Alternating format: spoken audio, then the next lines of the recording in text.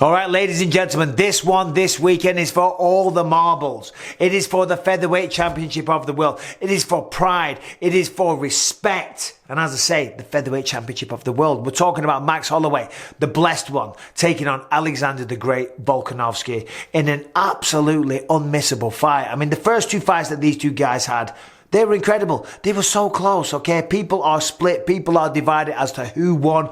But the reality is we're seeing a trilogy, okay? These two are by far the best featherweights that the UFC has ever seen. Now, bit of history on the featherweight division, we know. It was the King of Rio, Jose Aldo. He was the man. He put this division on the map. And he was touted as the greatest featherweight of all time.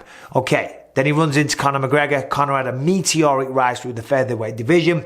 Took out Jose Aldo in an totally unexpected way. Nobody expected him to get knocked out in 13 seconds. Okay? Fair play to Conor McGregor. That was incredible. But then he moved on to the lightweight division where he became champion as well. So God bless him. But because of that, I don't think he goes down as the greatest featherweight of all time. Now, of course, then we came to the blessed era. Max Holloway came over, started taking over, beat everybody, went on a run. The man looked absolutely unbeatable until this little guy from Australia, little Alexander Volkanovski, the former rugby player, 205 pounds, works his way down to 145 and this man just takes over. The man has got a record of 24-1. He's on a 20-fight win streak. He has wins at middleweight, he has wins at welterweight, lightweight, and now here he is, as I said, ruling at 145. Okay, now this is a trilogy. Okay, it's the third fight. It's unique circumstances because typically a trilogy would be a rubber match where they won a piece, but no, it's two victories to Alexander the Great Volkanovski. Now, this is where people are split. This is where people are divided because a lot of people think that Max Holloway won both of those fights. I don't think so. I think Volkanovski just about edged the first. I thought, because I called it, I commentated it, I thought that Holloway just kind of edged the second one. He got off to a great start. I think he dropped Volkanovski in the first, only momentarily, to a knee for a split second, and the same in the second round. But then Volkanovski made some adjustments. He worked away with a lot of leg kicks. It was a very close fight. And anytime there's a fight like that, people throw around the terms robbery. There was no robbery in either of the fights. You can sit there and you can accept and say, okay, these were close. It could have gone either way, but there's no way you can call it a robbery. You can certainly make a constructive argument for both men. I thought Holloway won the second one. I said it on air when I was commentating, so then I had to say it to the champ's face, Volkanovski, on the post-fight show. Finished commentating, said I thought Holloway won, and then I had to come face-to-face with Volkanovski, and I told him. But I said very, very respectfully, because I just said it on TV. He's going to watch the fight back. So what, I'm not going to say it to his face. Fortunately, he was very gracious, and he understood my point, and I'm sure it probably ruffled a few feathers. It certainly ruffled the feathers of the Australians. I got a lot of abuse in my inbox, but you know, God bless him, of course, you know, they're rooting for their guy. All right, I just want to tell you about First Person Supplements, which are an all-natural organic mushroom supplement that is absolutely phenomenal, to be honest. I've been taking these now for about a month, and I got to say the benefits I'm feeling are second to none. First of all, I'm sleeping like a baby. I'm dialed in, I'm focused, and a big one for me is that I'm certainly feeling a lot less stressed out. Now, First Person, they were founded by two brothers who, after witnessing the deteriorating effects that Alzheimer's had on their father and grandfather's cognitive health, brothers Chris and Joe were determined to take their brain health into their own hands. Now, 25 years of research and experimentation later, they created First Person, an innovative precision-targeted cognitive supplement system which uses the brain-boosting medicinal benefits of mushrooms to activate the full potential of human cognition and brain health. First Person supplements made with functional mushrooms aim to stimulate the body's natural production of specific neurotransmitters that trigger activities like energy, mood, and sleep. And here's a big point. First Person uses 100% grain-free organic mushrooms and premium natural ingredients. And the first person supplements come in 3 different categories. First of all, you've got the Sunbeam, which gives you motivation and focus. Definitely need that one banging out all these videos. Then you want a good night's sleep. That is where the Moonlight comes in. You will sleep like a baby and wake up feeling like $1 million. And if you need a little joy in your life, the Golden Hour will give you connection and joy. Let me tell you, all you do is take 2 capsules. Super easy. There they go, right there. And then that's it. Super easy. Couldn't be any easier. Now, as I say, I've been using these for about a month now, and I really do feel the benefits. They are absolutely fantastic. And if you want to give them a try, you need to go to getfirstperson.com. Use the code Bisping. You're going to get 15% off your first order. Getfirstperson.com, and the code is Bisping. As I say, you will get 15% off your first order. These statements have not been evaluated by the Food and Drug Administration. These products are not intended to diagnose, treat, cure, or prevent any disease. But anyway, regardless, this is the situation we're in now. Now we've got the 2 best featherweights on the planet. Doesn't matter. That is not open for debate. It's not open for debate.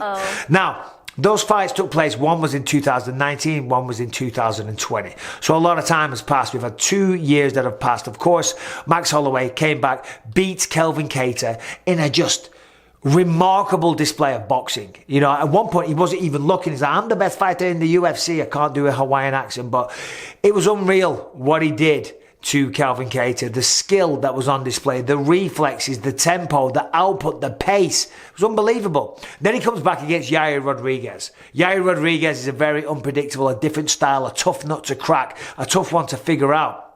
And that was a back and forth fight, but by the end of it, there was no question that Max Holloway was the victor. What a fight that was, and that's why people love Max Holloway.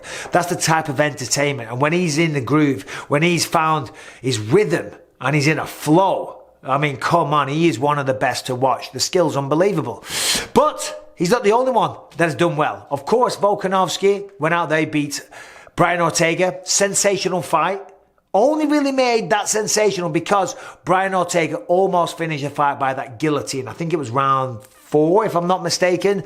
And Volkanovski did what he had to do, kicked his legs, squirmed, squiggled, whatever. He doesn't have much of a neck, so that was on his side. And he got out, okay? And he won a very, very well-deserved decision. It was a great fight. It was another display. But what followed that was another display earlier this year against Chang Sung-jung, the Korean zombie. In that fight, that was one of Volkanovski's best. We all know how tough the zombie is. That's why they call him the goddamn zombie, because he can take so much punishment. And on this occasion, he did. He had to have that chin to endure the kind of damage that he did. But the referee saved him from himself because Volkanovski was connecting with these shots, man. It was unbelievable. But Chang Sung-jung managed to stay on the feet. He was certainly wobbled. I think it was Herb Dean stepped in and said, right, that's it, that's enough. So, anyway, there's the background. So what's going to happen in this fight? I'm going to give you my prediction right now.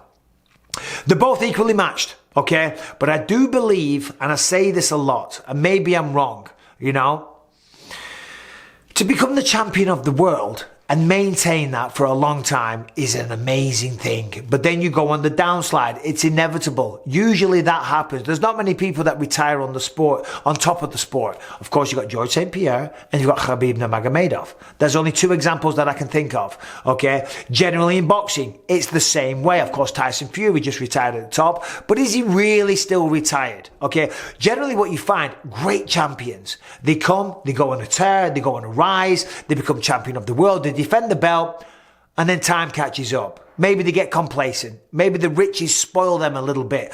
Who knows? Maybe it's the pressure. Or maybe they just start falling out of their prime. And it's a story as old as time. I'm not even going to mention me because I only defended the belt 1 time. We got a lot of champions. You know what I mean? Chuck Liddell. Chuck Liddell was unstoppable back in the day. Doesn't last forever. Anthony Joshua in the boxing world doesn't last forever. I mean, we could literally go on all day. There's so many fighters that thought, oh God, here it is. But guess what happens? Eventually, people, with, for want of a better description, they have a little slight fall from grace. They start missing a beat. They start missing a training session. The sport starts to catch up with them. They start to get a little bit older and you can't stay on top forever. The question I'm asking is this what has happened to Max Holloway? He's only 30 years old, so I don't know. It's a valid question to ask. Volkanovski's in his prime. Volkanovski's getting better and better all the time. So, how's this fight going to go down? Well, I believe the pressure, well, of course the pressure's on Max Holloway, right? Because he's not the champ. He wants to reclaim the throne. He wants to prove to everybody that he's the best boxer and the best featherweight in the UFC. So I think he's going to take chances. I think he's not going to want this to go to the scorecards. He's going to feel like he needs to get a finish, okay? Now, the danger of that, if you get overly aggressive, if you react for the wrong reasons, you react out of emotion, you get a little too overzealous, you can walk onto things, you can get taken down, you can get caught by shots that wouldn't necessarily catch you. However, I don't know if that's going to be the case. It's such a close fight. I believe both of them are so evenly matched, and that's why we're in this situation. Having a third fight with two guys that are so close, I think Volkanovski is going to take his time. He's going to see what Max is going to give him. I think Max is going to come out there, he's going to look absolutely phenomenal. Volkanovski is going to use a lot of kicks like he always does. He's going to try and chop down the range.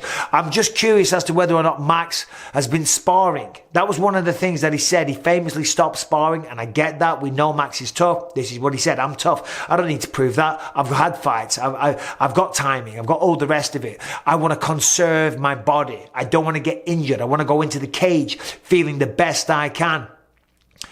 And maybe that's why. I don't know. I feel, and maybe I'm a little bit old school, but I feel, maybe the going hell for leather and beating the crap out of each other, that's probably not the best idea, even though a lot of fighters do it. But certainly some sparring for timing. Controlled spars, certainly for the conditioning as well. They're absolutely important. Not that Holloway slowed down at all in either of those fights. So, who am I going to pick? Well, I think it's Max Holloway. I actually think Max Holloway gets the job done. And I know I give you that big story before about, he had his time in the sun. He's still only 30 years old. And I feel like what we saw in his last two fights, he's still on top of his game. I don't think he's diminished. I don't think he's deteriorated. But it's not a confident pick. The reality is these two are almost equal of one another. And the reality is if they fight 10 times, I've said this before in another video, they might win 5 out of 5.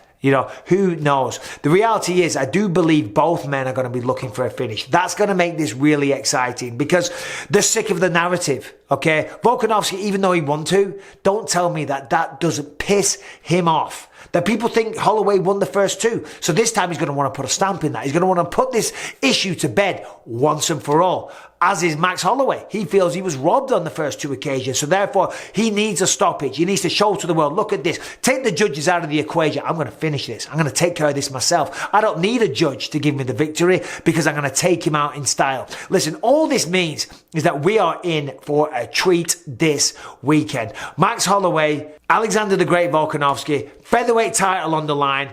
I'm going to lean towards Max Holloway. That's my official prediction. It's not confident. It's not confident because they're fucking equals. But Max Holloway is who I've got winning. But you never know. Anyway, thank you for watching. I appreciate the support on the channel. If you haven't subscribed and rung the bell, please do so.